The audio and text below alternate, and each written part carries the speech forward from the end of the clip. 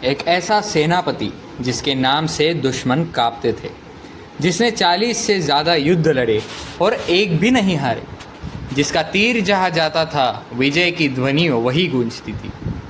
आज हम बात कर रहे हैं पेशवा बाजीराव बल्लाल, भारत के वीर मराठा सेनापति, जिनके बारे में कहा जाता है he was a cavalry general of genius no less than Napoleon. तो चलिए चलते हैं उन दिनों में जब मराठा शक्ति भारत के छोटे छोटे राज्य में विजय पताका गाड़ रही थी। बाजीराव का जन्म सन 1700 में हुआ था।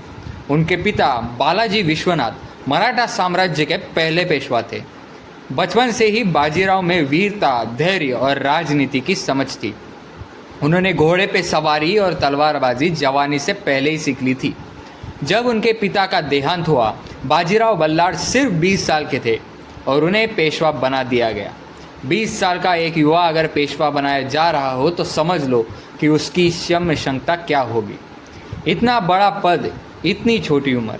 लेकिन बाजीराव बल्लाल ने डर नहीं, छठी ठोक के कहा, मराठा साम्राज्य का दक्षिण से उत्तर भारत तक फैलाना है। उन्होंने सबसे पहले निज़ामुल मुल्क का सामना किया और 1728 में पालखेड़ का युद्ध में उसे धूल चटा दी।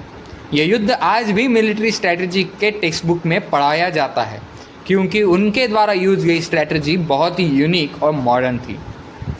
बाजीराव ने बुंदेलखंड, मारवा, गुजरात और दिल्ली तक मराठा बैठक के ले गए। उन्होंने छत्रसाल बुंदेल की रक्षा की, जिन्होंने खुश होकर अपनी बेटी मस्तानी का विवाह बाजीराव से कर दिया। उनकी फौज बिजली की तरह चलती थी। लाइट कैवेलरी, फास्ट मूवमेंट्स और सरप्राइज अटैक उनका शस्त्र था।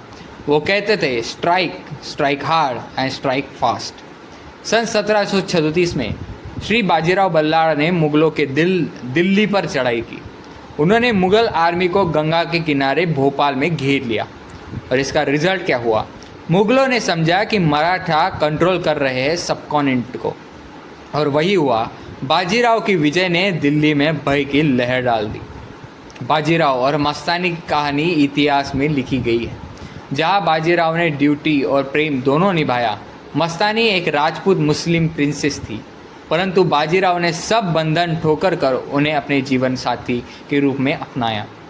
फिर आया 28 अप्रैल 1740। बालाजी बाजीराव ने नर्मदा के किनारे रावरखेड़ी में अपना अंतिम सांस ली।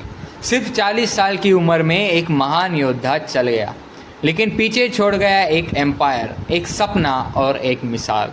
उनका पुत्र बालाजी बाजीराव उनका उत्तराधिकारी बना, लेकिन बाजीराव जैसा पेशवा फिर कभी हुआ ही नहीं।